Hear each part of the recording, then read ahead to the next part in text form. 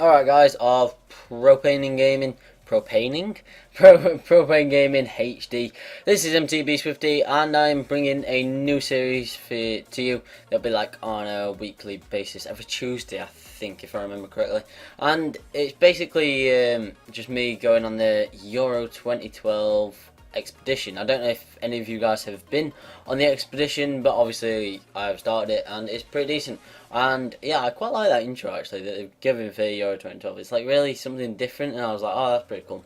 So yeah, crack on with it. Let's go on expedition, and this bit is basically just tells you what everything that's happening, and it's not really confusing as such, but you get to know the gist of it. Basically, you start off in a certain group, you win a match, and you get a new road to play a different team. And if you lose if you lose another game, then you lose a road, and if you win a game, then you get players and all sorts like that. And there's even something like a mosaic where you have to beat the team 3 times or something and complete it. I don't know. But anyway, this is going to be the team name Propane Gaming HD. Sorry, team abbreviation is PGH. Kit blue and white, there, dark blue and light blue, and then pink away. I don't know why. So I'm starting off in this group, which is Denmark, Portugal, Iceland, Norway, and Cyprus. I think it'll give me a decent challenge and hopefully some decent players. So there's my squad formation of 3-5-2. Nothing really special. It uses your be a pro, which is Swift up front for me. So he's my best player. I might have to play through him quite a lot. I don't know. But we went into the first game against Cyprus, and I'm not really sure why.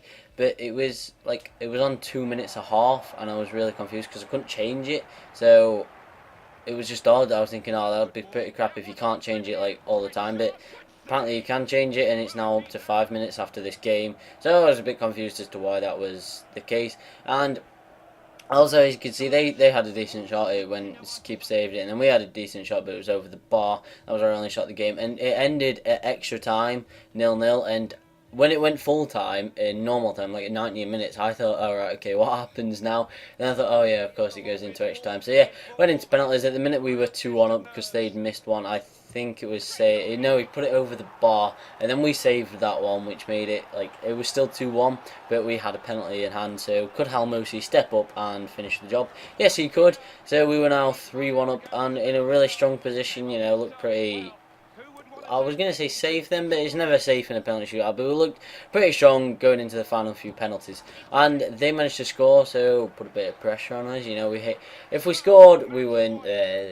If we scored, I really should slow down and just get everything out right. So I think it's Costanzo steps up and he chips it. I mean, I thought, well, why not? We're in a decent position, and I don't know, it's kind of a bit cocky of me, I have to admit. Maybe I shouldn't have done it, but there you go. And yeah, I mean, we won that game on penalty shootouts, so I was hoping, like I said, that it would change from 2 minutes, or else we'll get so many 0-0s, because you just don't have the time to build up and make decent efforts. So yeah, we got this player awarded, Stavru, who was a reserve player for Cyprus. And then we moved on to the game against Norway. I could have chosen between Norway and Iceland, and I decided to go for Norway. A bit of a tougher challenge, and it started off pretty decently actually. In the 14th minute, Trapovsky, I'm not even going to try and pronounce half of his name, he had a shot, and then it came out to Constanze, and he had a decent shot, but it was saved by the keeper. And then it wasn't actually me. I don't know why it showed a caption of me afterwards, but yeah, it was a decent shot. It just curled over the bar, and then another shot was fired past the post. So it was all us in the first half,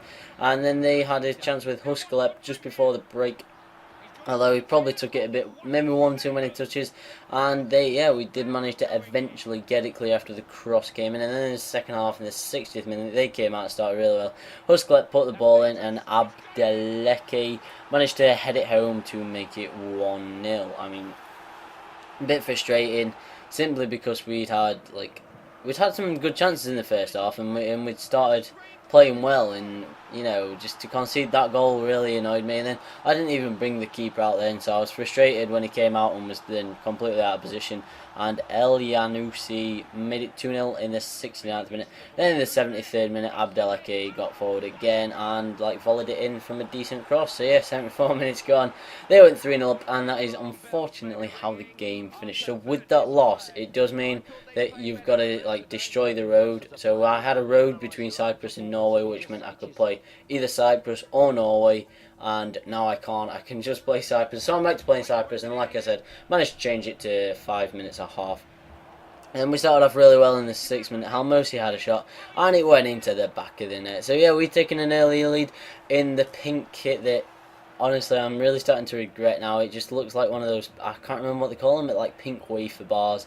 There's a bit of like white icing in the middle. If you know, you're gonna have to drop a comment in the comment section below, because that's really what it reminds me of when I'm playing. So yeah, they managed to equalise like literally 2 minutes afterwards, which was quite frustrating. But then we got a lucky break with Swift getting through, and he fired it into the back of the net. Wasn't even a great shot, to be honest. It wasn't like exactly in the bottom corner or anything. The keeper really should have done a bit better, but we take it because it meant we were 2-1 up. And then in the 27th minute, Swift got in again and put it this time. This time it was in the bottom corner.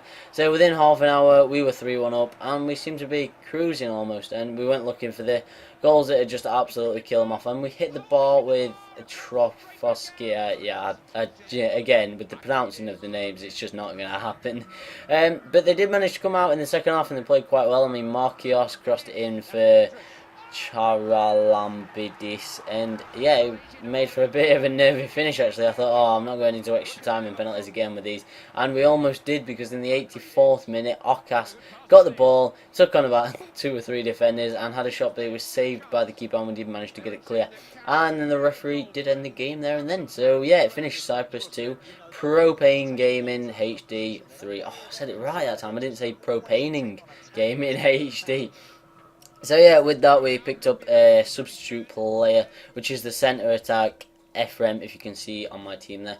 And we went into the game against Norway, and I was feeling pretty confident at this point. I was thinking, okay, I'm ready for them now. I can get the style of play and hopefully hold them off and go on the counter attack. And we tried to do that, but ultimately failed. And in the 24th minute, they got very lucky as I think it was Huskalep. Yeah, he managed to kind of jump up and outjump everyone and get his head onto the ball and into the back of the net. I was frustrated when that goal went in to start off with, because I thought my defender would easily get it, but I was incorrect. And then 10 minutes later we had a chance with Swift. He did some decent movement on the outside of the area. He got in and fired his shot. Unfortunately the keeper did save it well, and then they got in again just before half time, and I was even more frustrated at this point, because it was my poor defending that led to the goal. I don't think I show the replay, but in the replay you can see that I bring a defender out, and obviously that defender was meant to be marking Huskalep, who was just made it 3-0 actually. So now I was losing my cool, and I really shouldn't, because it's just a game. But when they get a breakaway like this in the 68th minute and they threw a ball, I just gave up and I just stopped with my defenders, and Abdeleke just easily made it 4, I think. I might have lost count, I don't know, but yeah, 70 minutes gone, they were, I think, 4-0 up. And then finally we got a breakaway. Swift laid it off for Trofoski, and you know it's not going well when you can't even score the simplest of sweaty goals. Then in the 87th minute they got forward again with Abdeleke to get his second of the game in the 88th minute. And that made it 5-0, and that is how the game finished. It finished Norway 5, Propane Gaming HD, and I'm used to 5-0s nowadays, because if you watch my AFC Wimbledon management career, you will know that I've been beaten 5-0 quite a lot recently. Unfortunately, I've not put anyone on the receiving end just yet. So yeah, that is the end of this episode, guys. I have to admit, I really do enjoy the Euro 2012 DLC. I don't know, it's a bit different from the FIFA 12 gameplay, and especially the Expedition Online tournaments. Everything about it seems pretty cool, and you know, I don't know. I'd just suggest buying it if you've got the money, obviously. So yeah, this has been MTBSwifty for Propane Gaming HD, and I will see you next Tuesday for another update of how we're doing the expedition. See you later, guys. Peace out.